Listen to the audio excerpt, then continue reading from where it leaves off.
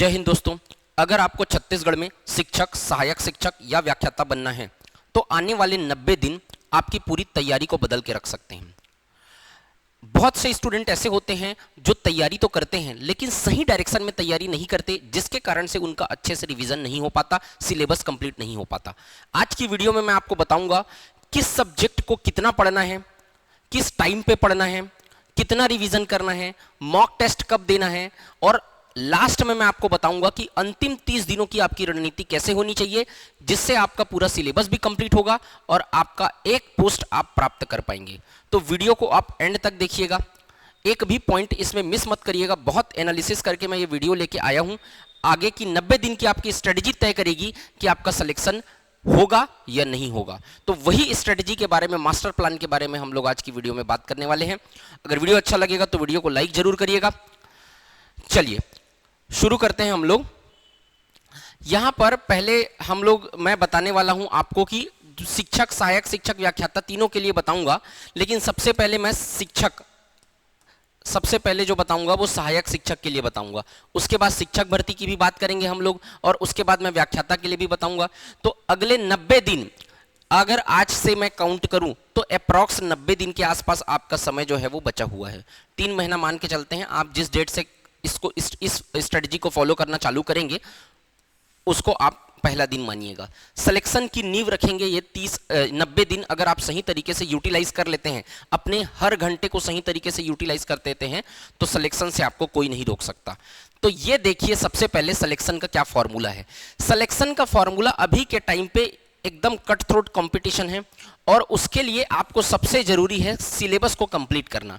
अगर कोई भी स्टूडेंट ये सोच रहा है कि किसी कम नंबर के आने वाले सब्जेक्ट को मैं छोड़ के वहां पर चले जाता हूं कि कहां एग्जाम में, तो आप याद रखिए कि मान लो जाए कोई सब्जेक्ट 5 नंबर का भी आ रहा है, 5 नंबर का भी आ रहा है और आप इसको छोड़ के जा रहे हैं, मतलब एक एक नंबर में जो है वो 5-5, 10-10 लोग पीछे हो जा रहे हैं।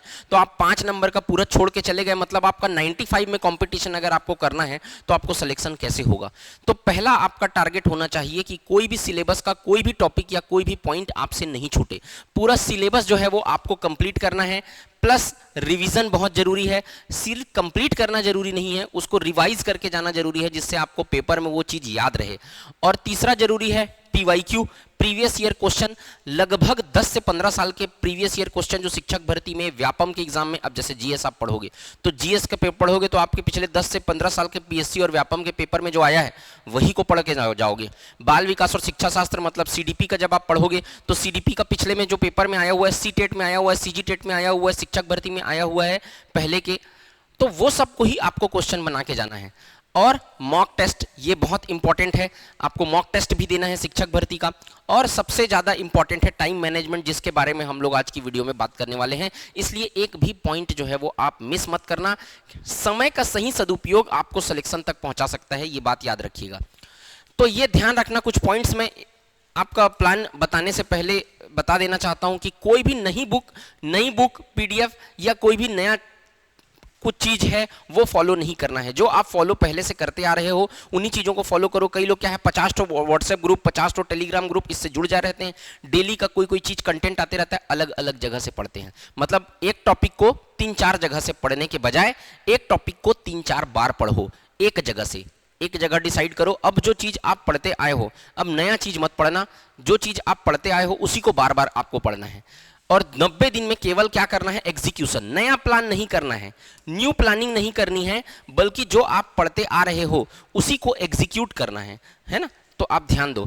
बाकी आप हमारे जो संस्था है उससे CDP का सेपरेट बैच भी ज्वाइन कर सकते हैं। केवल 499 में यहाँ पर आप अलग से बैच ज्वाइन कर सकते हैं CDP का, या फिर आप शिक्षक भर्ती, सहायक शिक्षक का भी कोर्स ज्वाइन कर सकते हैं। सहायक शिक्षक के हर स्ट्रीम पे हम लोग के में एडमिशन अभी चालू है। आप पूरा कोर्स जो है वो ज्वाइन कर सकते हैं। नीचे यहाँ पर आपको दिख रहा होगा, पट्टी चल रही होगी, उसमें आप कांटेक्ट कर सकते हैं और कोई भी बैच जो है वो ज्वाइन कर सकते हैं। चलिए, तो सबसे पहले मैं आपको बता रहा हूं 3 फेस में मैं आपको बताऊंगा कि आपकी तैयारी को कैसे करना है। पहला फेस Day 1 to Day 30, 1 महीने का एक फेस रहेगा। ठीक, अब आप समझो इसको, 1 महीने के एक फेस में जो टारगेट होगा वो आपका क्या होना चाहिए, पूरा सिलेबस कवर होना चाहिए। यानी पहला मंथ में ये टारगेट रखो कि एक बार मुझे पूरा सिलेबस कंप्लीट करके रखना है। ठीक है, तो ये पूरा कंप्लीट सिलेबस होना चाहिए। मतलब आज आप Day 1 स्टार्ट कर रहे हो तो 30वां दिन जब आप पहुंचो तो 2-3 दिन ऊपर नीचे हो सकता है, आप पूरा एक बार अपना सिलेबस कंप्लीट कर लो। अब कुछ स्टूडेंट ये मुझे कहेंगे, कमेंट भी आएगा नीचे में कि सर सिलेबस ही नहीं आया है, अभी तो कैसे पढ़ें।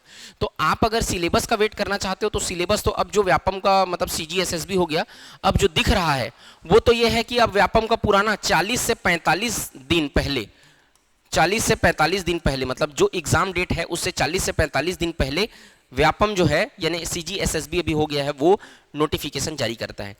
ठीक, किसका क्या बोलते हैं, पूरा सिलेबस वगैरह सारे रहते हैं उसमें। अब जब ये जारी होगा तब आपको ये सिलेबस मिलेगा। लेकिन अभी जब आप पढ़ना है आपको, अब ये इस समय तो आप तैयारी नहीं चालू कर सकते, तैयारी तो आप चालू कर चुके हो क्योंकि 40-45 दिन पहले तो कोई तैयारी नहीं होती है। तो आप जो अभी संभावित सिलेबस है, जो अदर स्टेट का सिलेबस है, उसके हिसाब से जो हमारे यहाँ सिलेबस हो सकता है, जिसकी 80-90% चांस है कि सिलेबस यही रहेगा, बस नंबर का हेर फेर चेंज होगा, तो आपको वही पढ़ना पड़ेगा, उसी के अकॉर्डिंग आपको चलना पड़ेगा। और जितने भी तैयारी कर रहे हैं और जितने भी लोगों का सिलेक्शन होगा, सिलेक्शन के बाद आप पूछ लेना, वो लोग भी संभावित सिलेबस को देख के ही तैयारी किए थे। तो संभावित सिलेबस क्या हो सकता है, CDP को खत्म नहीं रखेगा क्या, पॉसिबिलिटी है, 1% पॉसिबिलिटी नहीं है कि CDP को नहीं रखेगा, 100% चांस है CDP रहेगा, 100% चांस है मैथ्स रहेगा। मैं सहायक शिक्षक की बात कर रहा हूं, अभी मैं बात कर रहा हूं असिस्टेंट टीचर की बात कर रहा हूं, मैं टीचर के लिए अलग से बताऊंगा आपको। तो ये जो सिलेबस मैं बता रहा हूं आपको, CDP रहेगा, मैथ्स रहेगा, EVS रहेगा, GS का बहुत कम पोर्शन रहेगा लेकिन रहेगा, कंप्यूटर रहेगा, इंग्लिश रहेगा, हिंदी रहेगा। ये 1 2 3 4 5 6 7 ये 6-7 सब्जेक्ट से मिलके ही बनेगा। जैसे 20 नंबर का CDP दे दिया, उसके बाद 20 नंबर का मैथ्स दे दिया, उसके बाद यहाँ पर 17-17 नंबर का इस तरीके से बांट सकता है, ये 6 नंबर का GS दे दिया, 5-6 नंबर का, इस तरीके का नंबर में हेर फेर हो सकता है। लेकिन आपको अभी नंबर के पीछे नहीं जाना है, आपको ये देखना है कि क्या क्या सिलेबस में हो सकता है। आपको कंप्लीट, मैंने क्या बोला, आपको कंप्लीट सिलेबस खत्म करना है। तो आपको ये सारी चीजें आपको पढ़नी है, इतनी चीजें आप ध्यान में रखे रहो। थोड़ा बहुत 19-20 का हेर फेर हो सकता है, इससे ज्यादा नहीं होगा। ठीक, रोज 8 से 10 घंटा पढ़ाई जो नॉन वर्किंग है, मतलब जो कंप्लीट तैयारी कर रहे हैं और जो ऐसा तैयारी मतलब वर्किंग नहीं है, वो लोग 8 से 10 घंटा पढ़ो। आपको लग रहा होगा सर इतना देर कैसे पढ़ेंगे, पढ़ रहे हैं लोग, मैं आपको बता रहा हूं, लाइब्रेरी में जाके खट रहे हैं 8 से 10 घंटा लोग। आपके अंदर अभी भी अगर कहीं आपके खून में उबाल नहीं आया है तो आपकी गलती है, मैं आपको स्पष्ट बता रहा हूं। पढ़ने वाले लोग पढ़ रहे हैं 8 से 10 घंटा, ये सामने की बात है मेरे, ठीक है। तो 8 से 10 घंटे आपको पढ़ने हैं जो वर्किंग नहीं है, और जो वर्किंग लोग हैं उनको 4 से 5 घंटे का हैबिट बनाना पड़ेगा। कैसे बनाते हो वो आपके ऊपर है, लेकिन अगर आपको पेपर निकालना है तो इतना स्टडी आपको करना पड़ेगा। दूसरों से कम मेहनत करके आप आगे नहीं बढ़ सकते हो, उससे ज़्यादा मेहनत करना पड़ेगा आपको। और रात में 20 मिनट जो है ना वो रिवीजन के लिए रखो। जो एक दिन में जो चीज़ें आप पढ़ रहे हो उस चीज को रात को 20-25 मिनट 30 मिनट जो है वो एक बार सरसरी तौर पे पलट के आपको देखना है, ठीक है। तो ये 1 से 30 दिन, डे 1 टू डे 30, ये आपका पहले का 1 महीने का स्ट्रेटजी होना चाहिए। सिलेबस कंप्लीट होना चाहिए। सिलेबस कंप्लीट होने का मतलब ये सब है, टाइम फुल टाइम 8 से 10 घंटा मिनिमम पढ़ना है एक दिन में, और यहां पर आप देखो अगर वर्किंग है तो 4 से 5 घंटा, और रात को 20 मिनट रिवीजन। ये आपका पहला 30 दिन का स्ट्रेटजी होना चाहिए। अब आप बोलोगे सर सहायक शिक्षक के लिए कैसे करें, तो शिक्षक के लिए कैसे करें। तो जो शिक्षक भर्ती की तैयारी कर रहे हैं, तो ये तो मैं सहायक शिक्षक का बताया। जो शिक्षक भर्ती के, मान लो जाए कोई स्टूडेंट जो है वो मैथ्स स्ट्रीम के शिक्षक भर्ती, अब ये तो क्या होगा, विषयवार होगा, मैथ्स का या फिर आप आर्ट्स का कर रहे हो, तो इसमें क्या रहता है कि मैक्सिमम पोर्शन जो रहेगा ना, यानी कि 70 to 80%, अब यहां पर आप 5-10% का ऊपर नीचे ले लो, 60-40 भी हो सकता है। तो 70 to 80% वो पर्टिकुलर सिलेबस रहता है जो जिस भी स्टेट में विषयवार भर्ती हुई है उसमें इस तरीके का सिलेबस रहा है। और जो 30% या 30 से 40% हिस्सा जो रहता है वो जो रहता है ये सब मिला के रहता है। मतलब 30 से 40% में CDP आएगा आपका, ये हिंदी भी आ सकता है ना, EVS, GS, कंप्यूटर, ये सब मिला के 3-4 सब्जेक्ट मिला के ये यहाँ पर 30 से 40% हिस्सा कर देता है।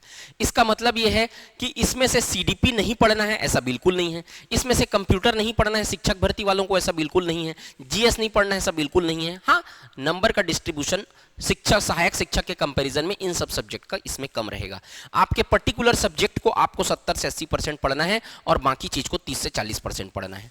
तो ये ज्यादा आएगा आपका। जैसे मैथ्स स्ट्रीम वाले हो तो मैथ्स, आर्ट्स स्ट्रीम वाले हो तो GS 70-80 70-80%। तो जो शिक्षक भर्ती वाले हैं वो इस 8 से 10 घंटा में ज़्यादातर समय अपने पर्टिकुलर सब्जेक्ट को दें, और यानी कि जो पूरा टाइम टेबल है आपका उसमें ज़्यादातर समय आपको पर्टिकुलर सब्जेक्ट को देना है, और 1/4 समय जो है वो इन सब्जेक्ट को मिला के देना है, मतलब सीडीपी, जीएस, कंप्यूटर, इन सबको मिला के बाकी, मतलब पूरा दिन को 4 भाग में बांट लिए शिक्षक भर्ती वाले, तो 4 भाग में 3 भाग में आप पढ़ो अपना पर्टिकुलर सिलेबस, और 1 भाग में आप पढ़ो बाकी जो बच जाता है। ठीक, तो ये इस तरीके से आप बांट के पढ़ सकते हो। आगे देखते हैं टाइम टेबल कैसा होना चाहिए आपका डेली का। तो जो है 8 से 10 घंटा आपको पढ़ने के लिए कह रहा हूं, इसमें आप अपना ऊपर नीचे भी कर सकते हो, इतना कोई फिक्स नहीं है। कोई किसी सब्जेक्ट को अच्छा तैयारी है तो उसको टाइम को कम कर लेना, कोई किसी को ज़्यादा टाइम की जरूरत है तो वो टाइम को अपने हिसाब से बढ़ा लेना। लेकिन इस तरीके से आप एक मोटा मोटा मैं ड्राफ्ट बना के दे रहा हूँ कि सीडीपी को 2 घंटा, मैथ्स को 1.5 घंटा, हिंदी 1 घंटा, जीएस 1.5 घंटा, ईवीएस 1 घंटा, इंग्लिश 1 घंटा और रिवीजन और एमसीक्यू मिला के 2 घंटा। तो यहाँ पर आपका आप देखोगे कि 10 आवर हो जाता है।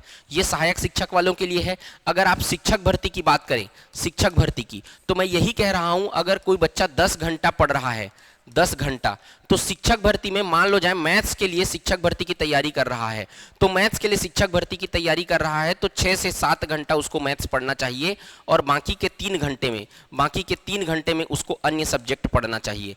अन्य सब्जेक्ट इसको 6 घंटा अगर इसको पढ़ रहा है तो 4 घंटा इसको पढ़ ले।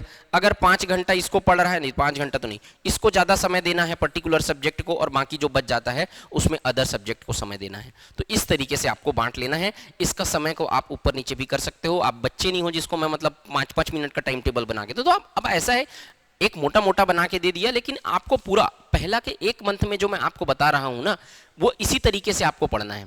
समझ में आया? फर्स्ट 1 मंथ में आपको सारे सब्जेक्ट को हर दिन पढ़ना है। अब उसके बाद दूसरे मंथ में आओगे तो स्ट्रेटजी चेंज हो जाएगी। दूसरे मंथ में आओगे तो क्या स्ट्रेटजी चेंज होगी? अब देखो यहां पर फेज 2 आएगा डे 31 टू 460। अब इसमें आपको कोई नया टॉपिक नहीं पढ़ना है। जो पुराना टॉपिक आप डे 1 टू 30 में पढ़े रहोगे, डे 1 टू 30 में अगर कोई नया टॉपिक मिल रहा है तो आप पढ़ सकते हो, लेकिन डे 31 टू 60 इसमें जो है ना वो कोई नया टॉपिक नहीं पढ़ना है। जो डे 1 टू 30 में आप पढ़े हो उसी को रिवाइज करना है। 10 से 15 वर्ष का पीवाईक्यू एनालिसिस अच्छे से करना है। एनालिसिस कैसे करते हैं कि कौन से टॉपिक से कितना क्वेश्चन आ रहा है। मान लो जाए इंडियन हिस्ट्री की मैं अगर बात करूं, इंडियन हिस्ट्री की, तो आप हर बार देखोगे कि बौद्ध धर्म और जैन धर्म से सवाल हर बार पेपर में आ रहे हैं। तो इनको आप अगले 30 दिन जो रहेगा 31 टू 60 उसको विशेष रूप से ध्यान देना है इनको। मान लो जाए आपको इंडियन हिस्ट्री में पता चल रहा है, एक उदाहरण एक सब्जेक्ट का लेके दे रहा हूं आपको, मॉडर्न हिस्ट्री से सबसे ज्यादा क्वेश्चन आता है।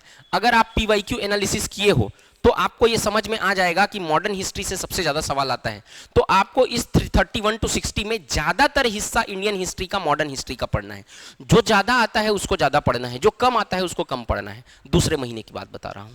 तो कैसे पता चलेगा ये चीज आपको कि कौन से सब्जेक्ट में कौन सा टॉपिक से ज्यादा क्वेश्चन आता है? जब आप 10 से 15 साल का पीवाईक्यू एनालिसिस करोगे तब आपको समझ में आएगा कि इंडियन हिस्ट्री में मॉडर्न इंडिया से ज्यादा क्वेश्चन आता है, इंडियन हिस्ट्री में मिडाइवल इंडिया से कम क्वेश्चन आता है। उसी तरीके से इंडियन ज्योग्राफी में आप देखोगे, उसी के तरीके से आप मैथ्स में देखोगे कि कहां से हर बार क्वेश्चन आ रहा है, जैसे प्रॉफिट लॉस से हर बार क्वेश्चन आ रहा है, इस तरीके का। तो आप ये आप देख सकते हो। उसके बाद एमसीक्यू को जबरदस्त प्रैक्टिस करो। 150-200 एमसीक्यू डेली लगाओ। मार्केट में जाओ, देखो मार्केट में सब लोग एमसीक्यू बुक पूछते रहते हैं। आप कल नया हर पब्लिकेशन, हर महीने एक नया पब्लिकेशन का बुक आता है, और वो खराब काम कर रहे हैं ऐसा नहीं, वो भी अच्छा काम कर रहे हैं। आप जाओ मार्केट में, थोड़ा अच्छा बड़े दुकान में जाओ, उनको बोलो कि एमसीक्यू बुक आप 2 दिखाओ मेरे को। उन लोग 5-7 एमसीक्यू बुक दिखाएंगे। आप पलट के देखो उन लोग को कि किस में आपको ज़्यादा अच्छा लग रहा है, वो एमसीक्यू बुक खरीद के ले आओ और उसका एमसीक्यू लगाओ। बाकी लूसेंट का एमसीक्यू आप लगा सकते हो, और इसके अलावा आप और भी बुक्स हैं जिसका एमसीक्यू लगा सकते हो। मार्केट में देखना बुक्स अवेलेबल हैं। एरर नोटबुक बनाना है। यहाँ पर एरर नोटबुक क्या होता है कि जहाँ पर आप बार बार किसी चीज़ को भूल रहे हो, गलती हो रही है जिस टॉपिक पे, उसको आप उस नोटबुक में क्या करो, नोट करो। ये बहुत इंपॉर्टेंट है एरर नोटबुक बनाना।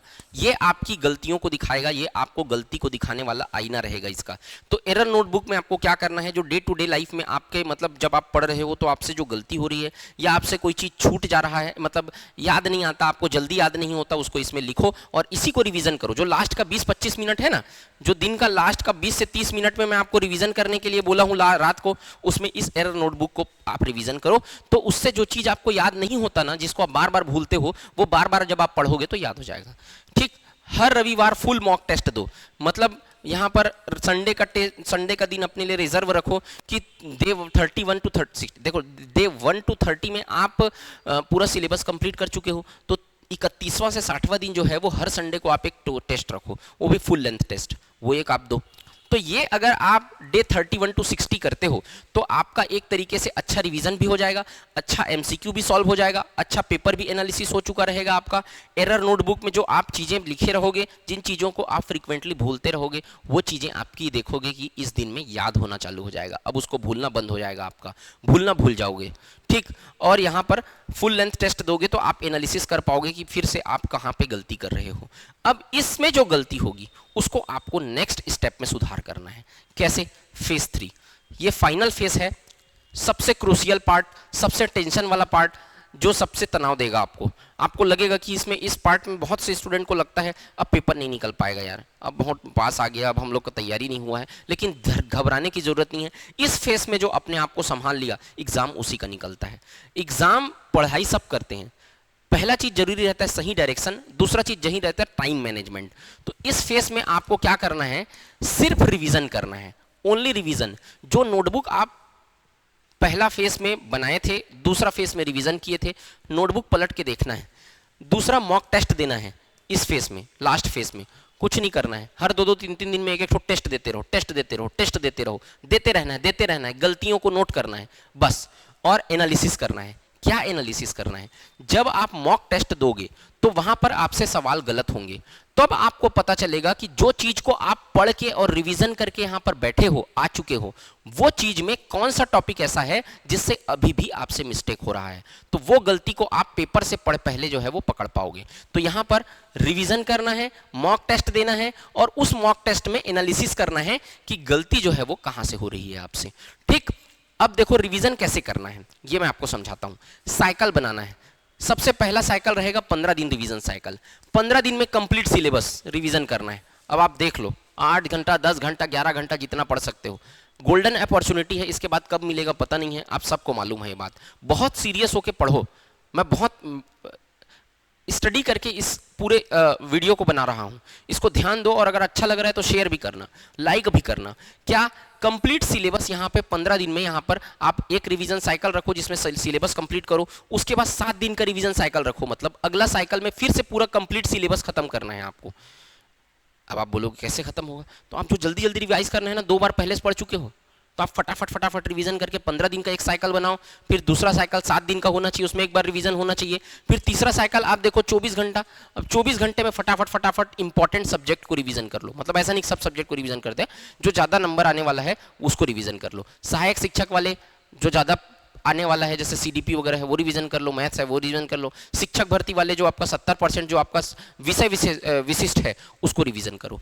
ठीक, कमजोर टॉपिक पे फोकस। यहां पर आपको समझ में आने लगेगा, जब आप मॉक टेस्ट दोगे तो आपका कौन सा टॉपिक कमजोर है ये आपको समझ में आने लगेगा। तो उन्हीं कमजोर टॉपिक पर क्या करना है? फोकस करना है अब आपको। मतलब इस 30 दिन में आपको अपनी गलती पता चलेगी, और उस गलती से आपको ये समझ में आएगा कि मेरा ये टॉपिक जो है ना, उससे सवाल मेरे नहीं बन रहे हैं, उन सवालों पर ज्यादा फोकस करना है, और ये 24 घंटे में उन्हीं चीजों को ज्यादा रिवीजन करना है जिन टॉपिक से आपके सवाल नहीं बन रहे हैं या गलत बन रहे हैं। ठीक, अब जो ये आपका मॉक टेस्ट स्ट्रेटजी, यहां पर मैंने आपको तीसरे फेस में बताया कि मॉक टेस्ट देना है, मॉक टेस्ट भर भर के देना। मैं बता रहा हूं बहुत फायदा होगा आपको। मॉक टेस्ट हम लोग का भी स्टार्ट होने वाला है शिक्षक भर्ती का, बहुत जल्द जो है वो आपको मॉक टेस्ट का पूरा सीरीज देखने के लिए मिलेगा। हमारे जो है ऑनलाइन और ऑफलाइन दोनों तरीके से आप पढ़ सकते हो, और फिलहाल बैच तो आप ज्वाइन कर ही सकते हो। जो अभी हो गया है वो पूरा रिकॉर्डेड आपको प्राप्त हो जाएगा, कोई दिक्कत नहीं है आपको, है ना। और लाइव भी चल रहा है, ऑफलाइन भी ज्वाइन कर सकते हो। प्रॉपर अगर सीडीपी का ज्वाइन करना चाहते हो वो भी कर सकते हो। देखो एग्जाम जैसा माहौल होना चाहिए मॉक टेस्ट में। यहाँ पर ऑफलाइन आप आकर दोगे, सेंटर पे बैठ के, जो हमारा गोल चौक में सेंटर है तो, या कहीं भी, तो आप वहां पर पूरा आपको माहौल देखने के लिए मिलेगा जैसे पेपर रहता है वैसा। और स्कोर नहीं, गलतियों का एनालिसिस करना है। बहुत से लोग टेस्ट सीरीज में अपना स्कोर देखते हैं, उसमें फंस जाते हैं, उसमें रैंक लाना है उसमें, तो स्कोर पे फोकस नहीं करना है। वहां पर आपको ये देखना है कि टेस्ट सीरीज में कौन से सब क्वेश्चन पे आपकी गलती हुआ, जब गलती हुआ तो वो कारण क्या था उसका। क्या आप उसको पढ़ने के बाद भी भूल गए वो टॉपिक को? क्या आपने रिवीजन नहीं किया इसलिए भूल गए? क्या आप उसको पढ़े ही नहीं हो, कोई नया चीज आ गया इसलिए भूल गए? वो टॉपिक को निकालना है, वो कारण को आपको पता करना है और उसको धीरे धीरे फिल्टर करते जाना है, सुधार करते जाना है। तो आप देखोगे कि पेपर में जब बैठोगे आप, तो आप पूरी तरीके से फिल्टर्ड होके बैठोगे। ठीक है, तो ये स्कोर नहीं देखना है, गलतियों का एनालिसिस करना है और टाइम मैनेजमेंट पे सुधार करना है। टाइम मैनेजमेंट को सुधारना है, मतलब 2 घंटे में आपका पेपर कंप्लीट होना चाहिए। ये आपको कैसे पता चलेगा? ये आपको मॉक टेस्ट से पता चलेगा कि 2 घंटा में आपको पेपर कंप्लीट हो रहा है कि नहीं। और ये आपको मॉक टेस्ट से पता चलेगा कि आपका कौन सा सब्जेक्ट छूट जा रहा है, किस में आप ज़्यादा समय दे रहे हो, किस में आप कम समय दे रहे हो। जो ऑनलाइन एप्लीकेशन में टेस्ट देते हैं ना, उन लोग को तो पूरा दिखाता है कि कौन सा टॉपिक पे कौन सा ज़्यादा समय दिए, कौन सा सेक्शन में। तो यहाँ पर आपको मॉक टेस्ट में आपको समझ में आएगा कि आप टाइम 2 घंटे में पूरा पेपर, कई लोग खत्म नहीं कर पाते, किसी चीज़ को ज़्यादा समय दे देते हैं, तो वो पूरा आप खत्म कर पा रहे हो कि नहीं। और एरर नोटबुक को अपडेट करें। इसका मतलब ये है कि जो गलती आपसे टेस्ट सीरीज को देने में हो रही है, वहाँ पर अब आप कुछ चीज़ें होंगी जो आपसे गलती होना बंद हो गया होगा। पहले भी तो एरर नोटबुक बनाए थे ना। यहाँ पर इन गलतियों को लिखो, जहाँ पर आपको टेस्ट देने में जिस चीज़ में गलती हो रही है, उसको, जहाँ पे गलती हो रही है उसको एरर नोटबुक में लिखो, उसको रिवीजन करो, उसको अपडेट करो। समझ में आया? तो ये आपका लास्ट 30 दिन का स्ट्रेटजी होना चाहिए। गोल्डन रूल्स मैं आपको लास्ट में बता देना चाहता हूं। पहला, कि सोशल मीडिया डिस्ट्रैक्शन को खत्म करो अपना। सोशल मीडिया डिस्ट्रैक्शन मतलब अभी 3 महीने के लिए, कम से कम 90 डेज के लिए, वैसे तो सिलेक्शन जब तक नहीं होता तब तक के लिए करना चाहिए, लेकिन इंस्टाग्राम, फेसबुक, व्हाट्सएप बंद करो सबको। व्हाट्सएप भी बंद करो, मैं बता रहा हूं आपको। आप सिर्फ टेलीग्राम चलाओ ज़्यादा से ज़्यादा, अधिकतम से अधिकतम अगर चलाना चाहते हो, नहीं तो वो भी बंद कर दो। आप जितने सोशल मीडिया ऐप्स को जितने बंद करोगे उतना डिस्ट्रैक्शन आपका कम होगा। फोन से दूरी बना के रखो, बहुत जरूरी है ये। आप इस टाइम पे अगर मेहनत कर लिए तो आपका जीवन सुधर जाएगा। डेली टारगेट को पूरा करना है। आप जो डेली टारगेट बना रहे हो, मैं जो टाइम ड्यूरेशन बताया हूं, वो कुछ भी करके आपको कंप्लीट करना है, कैसो भी करके, एक्सेप्ट हेल्थ इमरजेंसी। अगर बॉडी पे बात आ गई तो फिर मत करना भाई, मतलब उसमें आपको रेस्ट लेना भी जरूरी है। 8 घंटे का नींद बहुत जरूरी है। इस नींद से मैं कंप्रोमाइज करने के लिए आपको नहीं कह रहा हूं। नींद आपको लेनी है, तभी आपका बॉडी रिचार्ज रह पाएगा पूरे दिन भर के लिए। तो क्या, डेली का टारगेट जो है वो आपको पूरा करने का पूरे एकदम डेडिकेशन से पूरा करो। रोज एमसीक्यू प्रैक्टिस एकदम करना है। हर रविवार मॉक टेस्ट में जो आपको पहले फेज में देने के लिए बोला हूं, पहले फेज में मॉक टेस्ट हर रविवार देना है, दूसरे फेज में मॉक टेस्ट को बढ़ा देना और तीसरे फेज में भी बढ़ा देना। फिर नई बुक किसी भी तरीके से नया चैनल, टेलीग्राम चैनल दुनिया भर का ज्वाइन करने का कोई ज़रूरत नहीं है। जहां से अभी देख रहे हो 1 महीना तो देखो, बाद में सोशल मीडिया भी बंद कर देना। तो यहाँ पर जो है ये अगर आप फॉलो करते हो तो यहाँ पर आपको कोई भी दिक्कत यहाँ पे नहीं आएगा। लास्ट 7 डेज का अगर देखें तो कोई नया टॉपिक मत पढ़ना, केवल आपको रिवीजन करना है। जो चीज आपका नोटबुक है, नोट्स आप बनाए हुए हो, उस नोट्स को केवल रिवीजन करना है। शॉर्ट नोट्स अगर आप बना सकते हो तो वो बना के रखना। शॉर्ट नोट्स कैसे होता है कि जो इंपॉर्टेंट पॉइंट्स है उसको नोट करके लास्ट में रिवीजन करने के लिए कुछ पेपर्स में बना के रखते हैं, जिसको आप हाथ से पकड़ के से चलते फिरते से रिवीजन कर सको। अगर आप शॉर्ट नोट्स बना सकते हो तो शॉर्ट नोट्स बना के रखना, ये लास्ट समय में रिवीजन करने के काम आएगा। बाकी ये शॉर्ट नोट बनाने का तरीका अगर आप मेरे को बोलो तो कमेंट सेक्शन में, तो मैं आपको शॉर्ट नोट बनाने का तरीका आगे वीडियो में बता सकता हूँ। फिर PYQ और मॉक एनालिसिस करना कि यहाँ पर कहाँ पे आपसे गलती हो रही थी। तो जो एरर नोटबुक है ना, उसी को पढ़ना, क्योंकि आपसे वो गलती हो रही थी उसको आप नोट करके रखे हो, तो यहाँ पे आप पढ़ के जाना तो आपसे हो जाएगा ये। तो ये लास्ट 7 डेज का स्ट्रेटजी है। मैं पूरा आपको 3 मंथ का प्लान आपके सामने रख दिया हूं और यहां पर आपको सक्सेस का जो फॉर्मूला है वो आप, ये इस बात से तय नहीं होगा कि आप कितने मोटिवेटेड रहते हो, दिन भर रोज मोटिवेशन वीडियो देख रहे हो, इस बात से डिपेंड नहीं करता। ज्यादा मैटर करता है सक्सेस कंसिस्टेंसी से। इस 90 दिन में अगर आप डिस्ट्रैक्ट नहीं हुए और आप कंसिस्टेंसी मेंटेन किए, मतलब निरंतरता, परसिवरेंस जिसको बोलते हैं, दृढ़ता जिसको बोलते हैं, तो आपको सिलेक्शन लेने से कोई नहीं रोक सकता। अगर आप अपने को तपा के, त्याग करके, सब चीज को साइड करके केवल पढ़ाई पे फोकस किए तो आपका सिलेक्शन बिल्कुल होगा। ये वहीं पे बात है, कंसिस्टेंसी मैटर्स। आप अगर अपना 15 दिन इसके बाद खराब कर देते हो, उसका भरपाई नहीं होगा मेरे भाई। नहीं कर सकते आप भरपाई, क्योंकि जो बच्चा है ना, जो पढ़ रहे हैं 8-8, 10-10 घंटा, 12-12 घंटा मेहनत कर रहे हैं दिन रात एक करके शिक्षक भर्ती के लिए, क्योंकि एक बार 5,000 आया है, रोध होके तो 57,000 से 5,000 दिए हैं, अब पता नहीं कब देंगे। तो आपके पास अच्छा अपॉर्चुनिटी है, कोई अलग फील्ड में वैकेंसी नहीं आ रही है, इसके लिए जान लगा दो पूरी अपनी, और 90 दिनों तक योजना का पालन पूरी तरीके से आप करते हो तो आपको सिलेक्शन से, मैं दावे के साथ बोल रहा हूं, कोई नहीं रोक सकता। तो यही चीज मुझे आज की वीडियो में बतानी थी। मैं सीडीपी का क्लास भी स्टार्ट करने वाला हूं यूट्यूब पे, आप लोग अपने सजेशंस दीजिएगा कि किस तरीके से आपको पढ़ना है। मैं बहुत सारे टॉपिक को, लगभग सारे टॉपिक को सीडीपी के फ्री में कवर भी करवाऊंगा यूट्यूब पे। जो नेक्स्ट जो चीज़ें हैं वो शिक्षक भर्ती से रिलेटेड किस टाइप का आपको वीडियो चाहिए, कमेंट सेक्शन में कमेंट करके बताइएगा। और बहुत मेहनत से वीडियो बनाया गया है आप सबके लिए, अगर आपको अच्छा लगा होगा तो लाइक जरूर करके जाना और कमेंट सेक्शन में बताना कि वीडियो आपको कैसा लगा। मिलते हैं नेक्स्ट वीडियो में, तब तक के लिए जय हिंद, वंदे मातरम।